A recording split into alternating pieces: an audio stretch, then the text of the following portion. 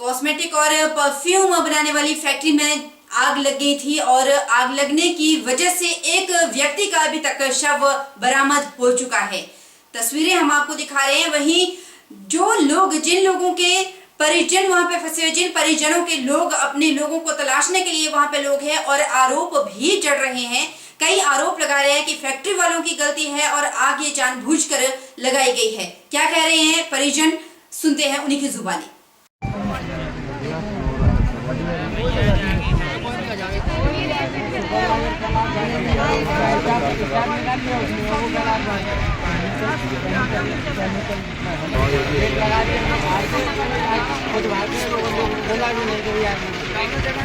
मेरी सिस्टर हैं बड़ी वाली।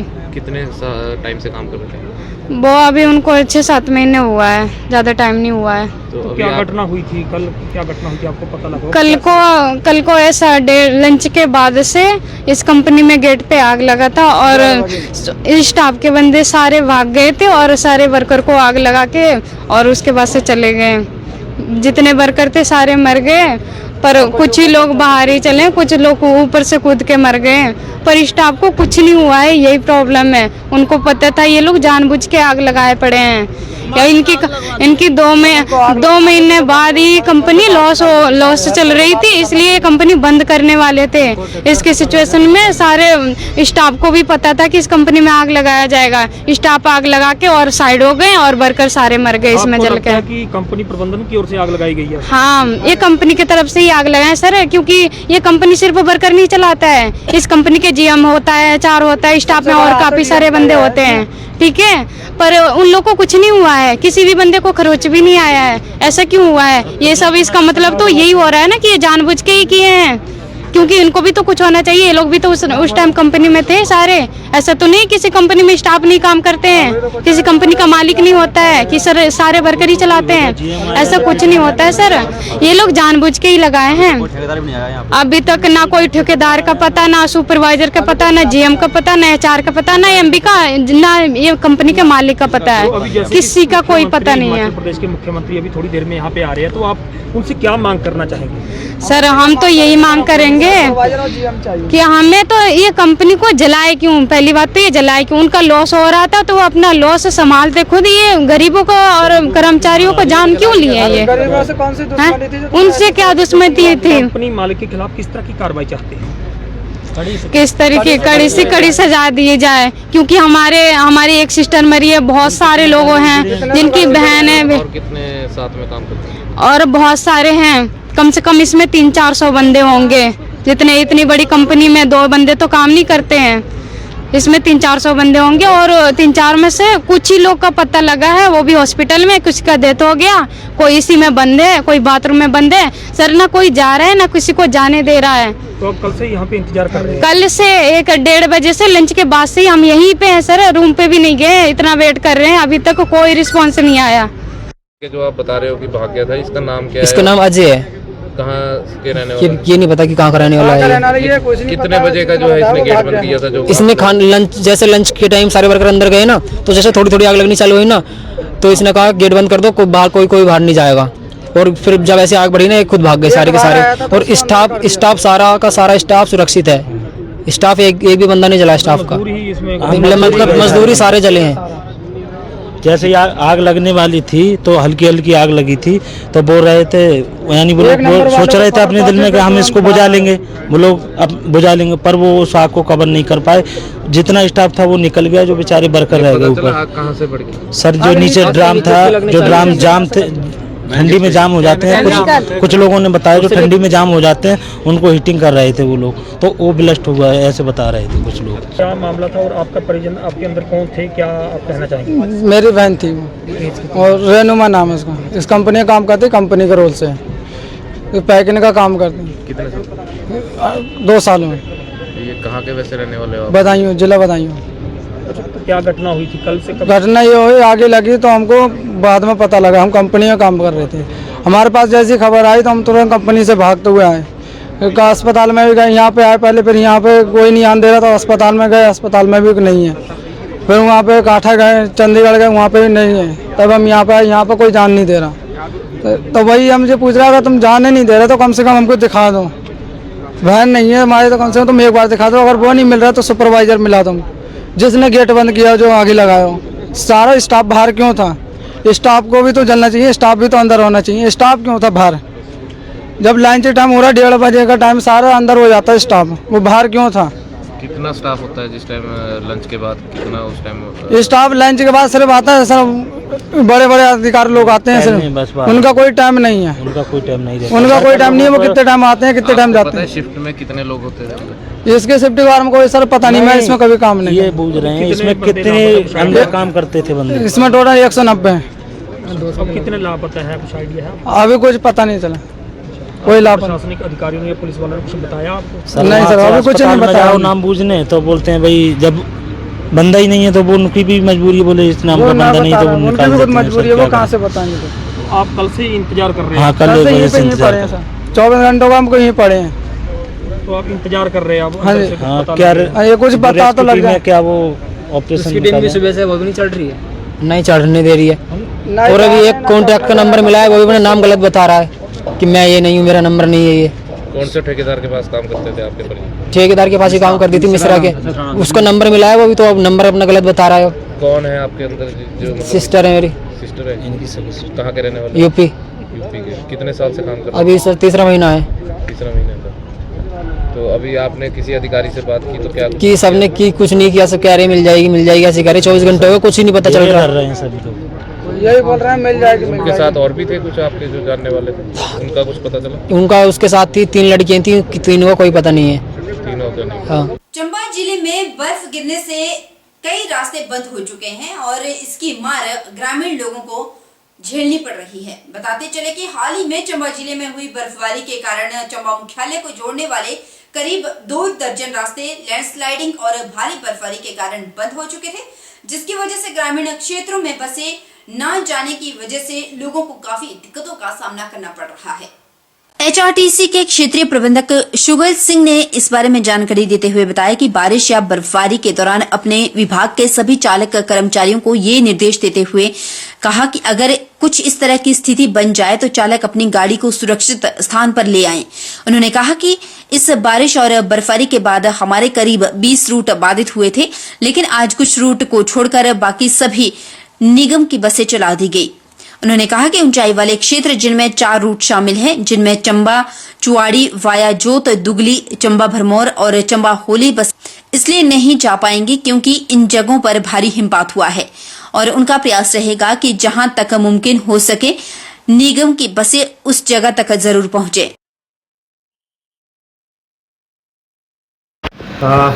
एक्चुअली बर्फ़ के बारिश के टाइम में हम लोग अपने सारे क्रू को पहले से ही डायरेक्शन दे देते हैं कि कहीं भी कोई बस जहाँ स्नो बाउंड एरियाज है वहाँ हेड ऑफ ना रहे और उसको अपने सुरक्षित स्थान पे वापस ले आए।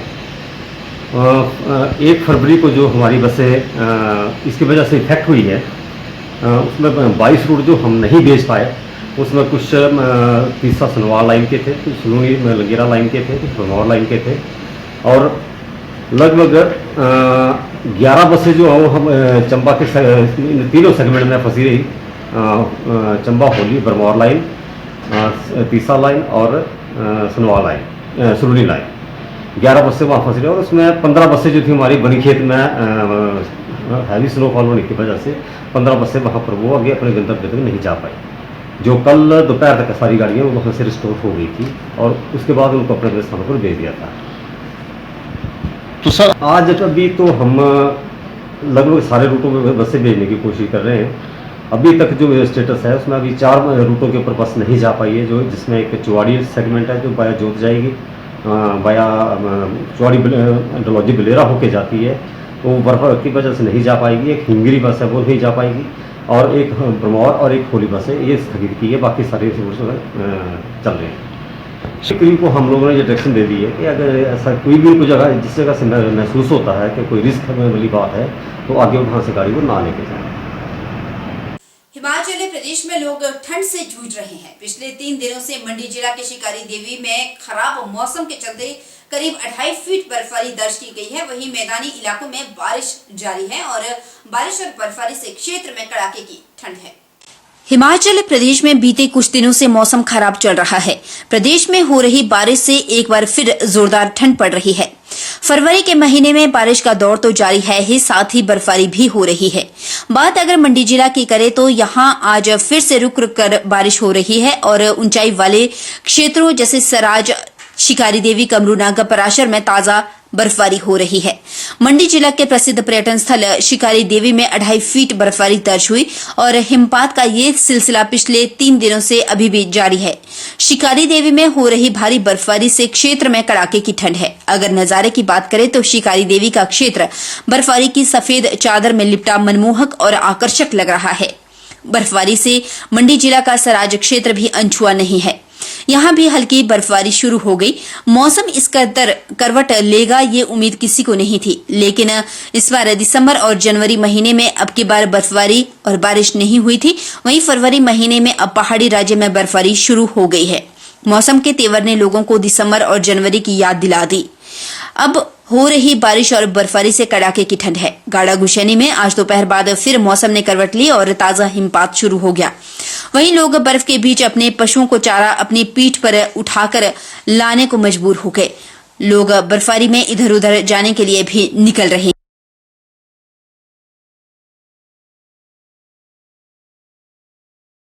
हिमाचल प्रदेश वैसे तो बहुत ही खूबसूरत है, लेकिन इसकी खूबसूरती को चार चांद लगाती है ये श्वेत चादर। ये वही श्वेत चादर है जिसे कुदरत द्वारा बिछाया जाता है। हम बात कर रहे हैं बर्फ की। बर्फ से ढकी ये वादियां बेहद खूबसूरत हैं, जो हर किसी को अपनी ओर आकर्षित करती है। तो चलिए आपको लेकर चलते हैं सिराज विधानसभा के थाची।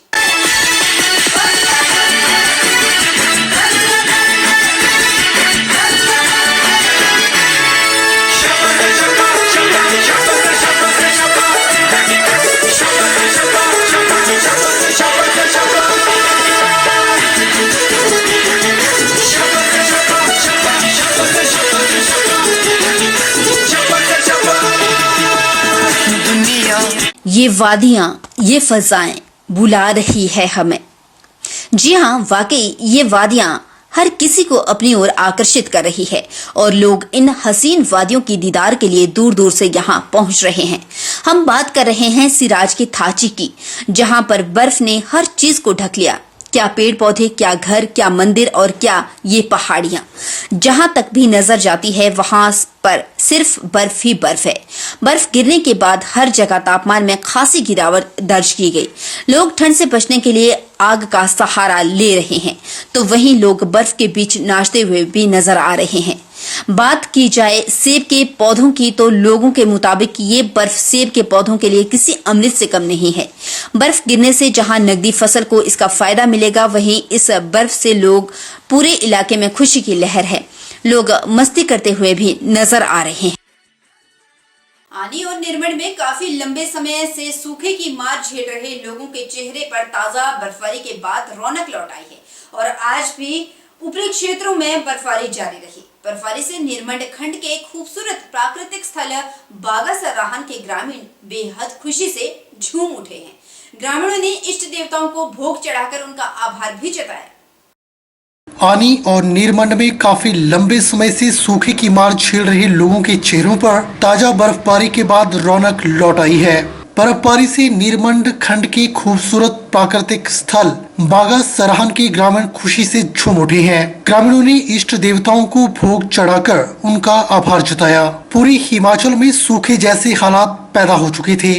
पूरे हिमाचल के लोग अपने अपने देवी देवताओं से बारिश और बर्फबारी के लिए मंदिरों में हाजिरी भर रहे थे और फिर पूरे 3 महीनों के बाद देवभूमि हिमाचल में बारिश और बर्फबारी हुई और लोगों ने राहत की सांस ली। तो वहीं आनी, निर्मंड, बागा सराहन में ग्रामीणों ने इष्ट देवताओं को भोग चढ़ाकर उनका आभार जताया। बहरहाल सुबह से आनी और निर्मंड के ऊंचाई वाले क्षेत्रों में बर्फबारी और निचले क्षेत्रों में हुई बारिश से किसानों और बागवानों ने राहत की सांस ली है। यह बर्फबारी क्षेत्र की नकदी फसलों के लिए वरदान साबित हुई है, क्योंकि सेब की फसल क्षेत्र की आर्थिकी की रीढ़ है और सूखे के चलते बागवानों की साल भर की मेहनत पर पानी फिरने का डर बना हुआ था। बारिश और बर्फबारी से आनी और सिराज क्षेत्र में जनजीवन अस्त व्यस्त हो गया है।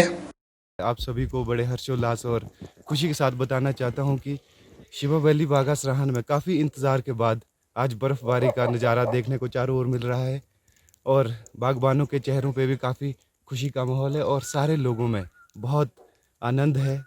और हम ऊपर वाले से ही कृपा करते हैं कि बर्फ़बारी ऐसे ही लगी रहे और जितना लोगों को चाहिए उससे भी ज़्यादा बर्फ़बारी इस बार हो। आज हमें बर्फ़ में खूब आनंद आ रहा है, भरपूर आनंद आ रहा है लेटी सेकने का भी। और ये चीज़ें एक लंबे अरसे के बाद मिली हमें, क्योंकि स्नोफॉल में खूब मज़ा आ रहा है। बहुत सारे हमारे यार दोस्त साथ संगत गांव वाले भी बर्फ़ का आनंद ले रहे हैं। Happy snowfall. हमें बहुत खुशी हुई, चाहे बर्फ़ आई देर सवेर आई, लेकिन एक अच्छी बर्फ़ आई। तकरीबन अभी यहाँ पे बागासान में 1 फुट बर्फ़ के आसपास पड़ चुकी है। अभी भी मौसम जोरों पे है, बर्फबारी के दौर पे चला है। हम चाहते कि ये आए, हर साल आए, थोड़ा टाइमली आए। इस बार थोड़ा देर सवेर आया पर फिर भी इंजॉय। यहाँ रुकेंगे छोटे से ब्रेक के लिए। ब्रेक के उस पार फौरन लौटेंगे, बने रहिए हमारे साथ।